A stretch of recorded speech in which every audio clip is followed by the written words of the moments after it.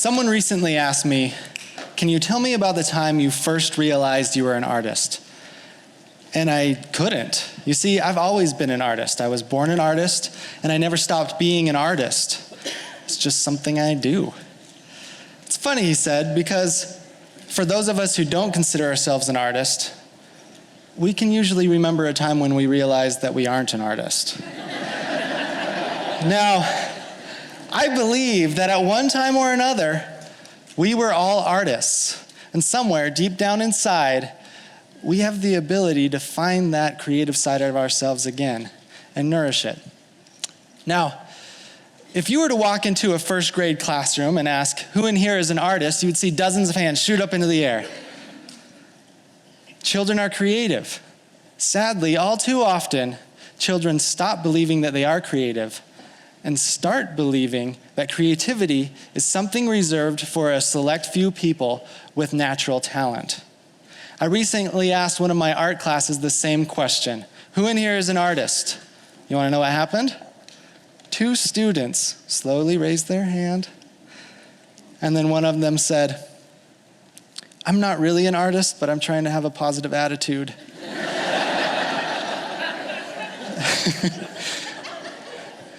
Yeah, crazy, huh? It's kind of sad. It's kind of sad that that kind of thing happens. Somewhere between when they're a child and by the time they become a high school student, they've lost that creative sense. And by the time these children become adults, this has become a very deep and long ingrained mindset. The fact is, I hear the words, I suck at this, far too often. What I always say to that is, you don't suck, you're just learning. A frustrated student once told me, Mr. Borup, there are some people that just have a lot of natural, and he paused for a moment. I thought he was going to say natural talent and that he's not one of them. I hear that kind of thing a lot. He surprised me though. He said, some people have a lot of natural suckage. And I'm one of them. Natural suckage? That doesn't even exist, I said. To my surprise, there were other students in the room who started nodding their heads in agreement with him, saying, yeah, there is, Mr. Borup. I have that. I have natural suckage. What are we going to do? This is when I first realized how big of a problem this was.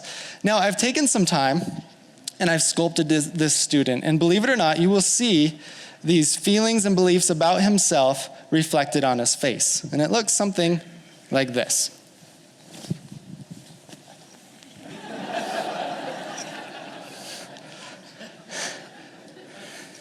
Yeah, it doesn't look very pretty, does it? As you can see, because this student is always comparing himself to others, he's developed a very negative attitude about creativity. The corrugator muscle here in his brow is furrowing his brow in anger. Also, because he hasn't taken the time to practice and develop his creative skills, he's constantly disgusted with his own creative incompetence. The levator labii superioris right here is creasing his nose into a disgusted sneer. And because of all of the negative words he's always saying about himself, it's affected the shape of his mouth.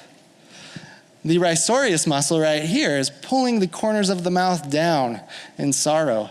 Now, this is a problem. Not because of the unattractive look on his face, not because this student doesn't have the ability to be creative, but because he believes he doesn't. Now, this sculpture not only represents the student, it also represents you, it represents me and countless others who have ever felt these feelings. Now, what do you suppose would happen if this student were to stop comparing himself to others?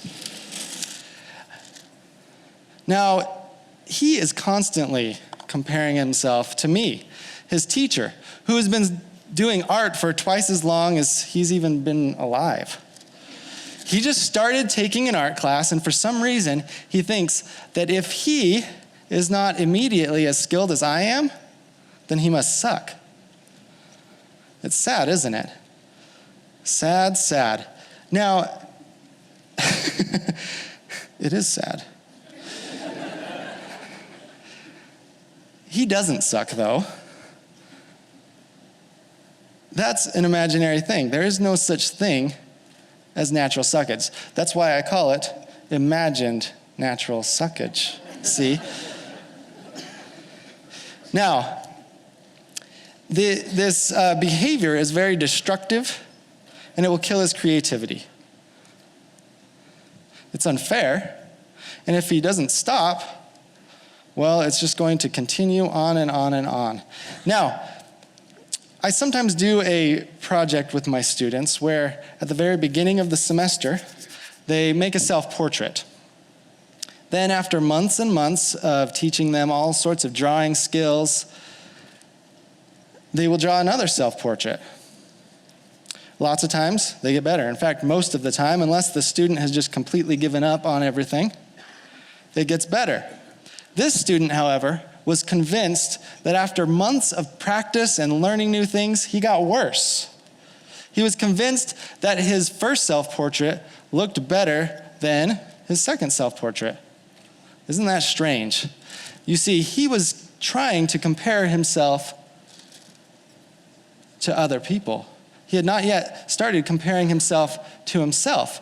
Now, this is what he should be doing, comparing himself to himself. Not only is it good for his creativity, but it's essential for him to be able to see his growth and progress. When I took both pictures and I showed them to him side by side, he was shocked to see how much he had improved. And it's not surprising, but the look on his face also changed. As you can see, his brow is no longer furrowed. That corrugator muscle right there, it relaxed. And guess what? The frontalis muscle here in his forehead also contracted a bit, making his eyebrows raise in surprise. Looking a little better. Still not quite there, though. Let's do something about this sneer. Let's imagine that this student now, with his newfound talent, after realizing that he did progress, let's say he committed himself to practice. Let's say that he actually spent time developing those skills. All too often, we give up on developing our creative endeavors before we've given it a diligent try. Now, notice I said try, or a diligent try, not just try. You see, has anybody in here ever seen somebody do the pottery wheel? Have you seen somebody do the pottery wheel? Looks pretty fun, huh? And if you were watching somebody that had any sort of competence on the pottery wheel, it probably looked kind of easy. Now, lots of my students are very excited to try out the pottery wheel. They have these grand imaginations of the giant cereal bowls they're going to create, eat Fruit Loops out of. However, after about 10 minutes on the wheel, well, they're just hoping they can get through the day without doing something too disastrous. It's a really hard thing to do, and it takes lots of practice.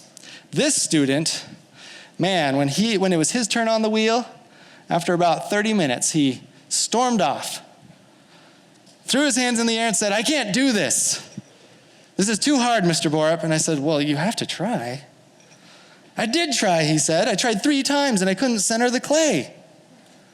3 times? Try 300, I said. He didn't like that very much.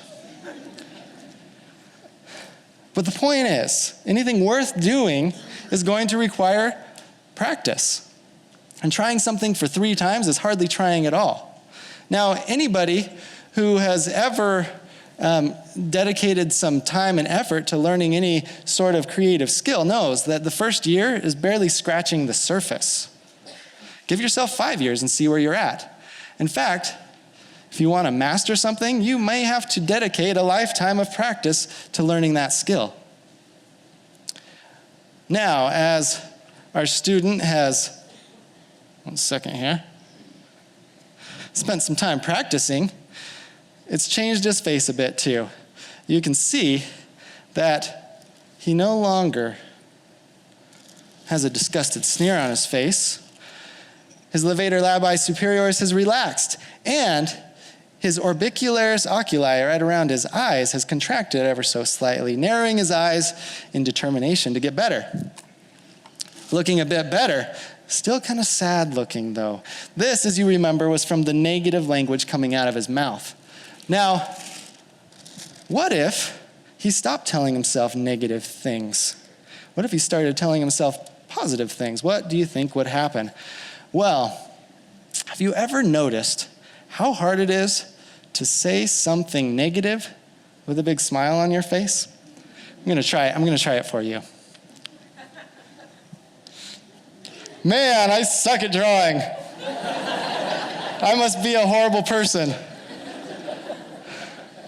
It sounds weird, doesn't it? Sounds strange. Strange and sarcastic. It just doesn't sound right.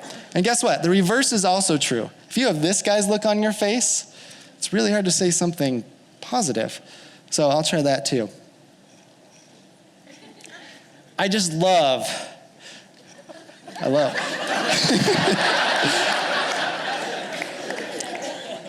I just love how when I work hard at something, I get better at it.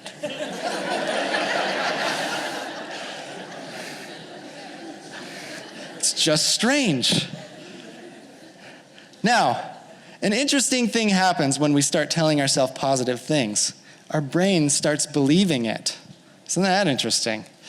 When we tell ourselves something positive, our brain starts thinking more positively. And guess what? The more positively our brain thinks, the more positive words come out of our mouth. This starts an amazing upward spiral to positivity. It's a great thing. Now, didn't get through the sculpting as fast as I wanted. Gotta hurry.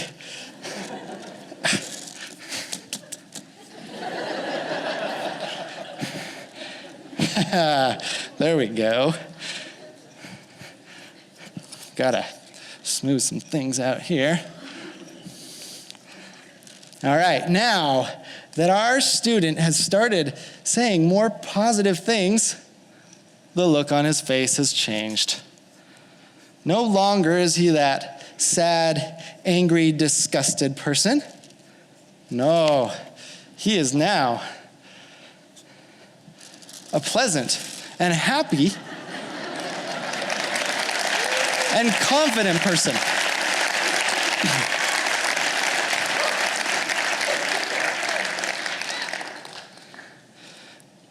Now, I want to make something clear. Creativity is not owned by the visual arts. Human creativity has no boundaries. You can use creativity in every aspect of your life. The skill of creativity would be well if you learned it and nurtured it in your own life. Now, we saw before that our student wasn't, let me smooth his face out a little there.